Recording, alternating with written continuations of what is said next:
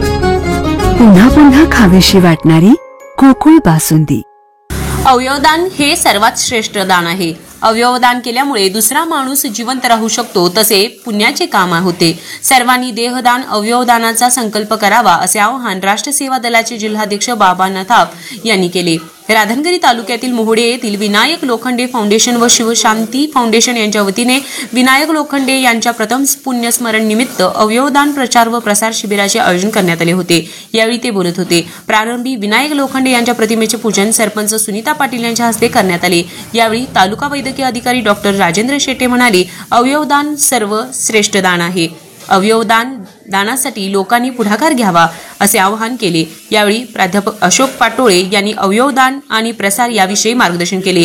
माजी उपसरपंच PS लायकर, doctor Krishnat Lokhande, Padma Durgule, Ashwini Chougale, वनरक्षक आकाश कुंभार, अरुण विटेकर यांनी मनोगत व्यक्त केले। यावेळी राशोडे प्राथमिक आरोग्य अधिकारी डॉक्टर सायली पाटील, सरपंच सुनीता पाटील, उपसरपंच प्रेमलता पाटील, सदस्या सरिता पाटील, बाळासाहेब पाटील, भगवान पाटील, पोलीस पाटील तानाजी कांबळे, PS लायकर, सहदेव कांबळे, आरोग्य सहाय्यक KK पाटील, देशपांडे, जाधव, अश्विनी चौगले आदी ग्रामस्थ, विद्यार्थी, शिक्षक उपस्थित होते। RK न्यूज प्रतिनिधी राशोडे। ताज्या बातम्यांसाठी RK न्यूजच्या YouTube चॅनेलला सबस्क्राइब करा आणि बेल आयकॉन प्रेस करा। आला श्रावण श्रावण, दारी हिरवाईचं तोरण। व्रतवैकल्याचा हा श्रावण गोकुळच्या श्रीखंड आणि बासुंदीने आणखी मधुर करूया।